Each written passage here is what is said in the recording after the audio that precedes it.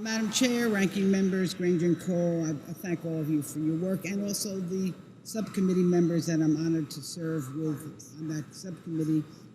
It has been said, Madam Chair, that spending bills represent our values, and this excellent package does just that.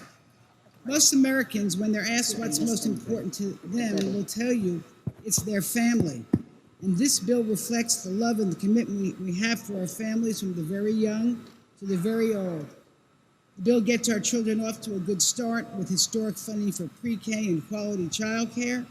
We increase funding for Title I grants to low-income schools and funding for students with disabilities so all children have access to a high-quality public education regardless of their zip code.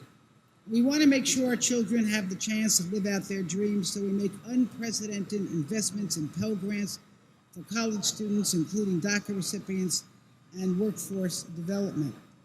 And our grandparents, they have given us so much, and now it's our turn to make sure they age with dignity and comfort. And this bill increases funding for home and community-based services, home-delivered meals, research on Alzheimer and cancer and other conditions that are especially impactful to older Americans.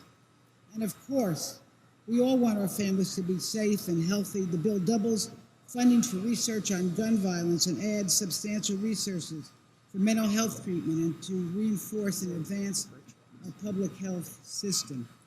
And this is a country that honors our veterans. In this regard, I'm proud to champion the Centers of Excellence for Student Veteran Success programs on college campuses that help veterans transition from active duty to civilian student life. We double those efforts in this bill.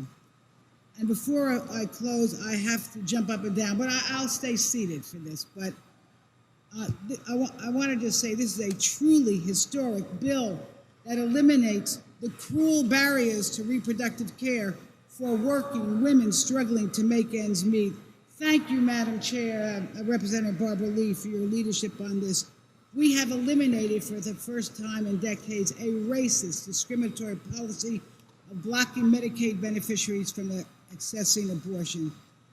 And we do this while making historic investments in Title X Family Planning Program, which provides birth control, STD screenings, HIV treatment, breast and cervical cancer screenings, and more to millions of low-income patients in our most underserved communities each year. We recognize that the decision to become a parent is a personal one to be made by each woman and not by politicians. This, Madam Chair, is a bill filled with love for our families and hope and justice that lifts them up. I'm proud to support it, and I yield back.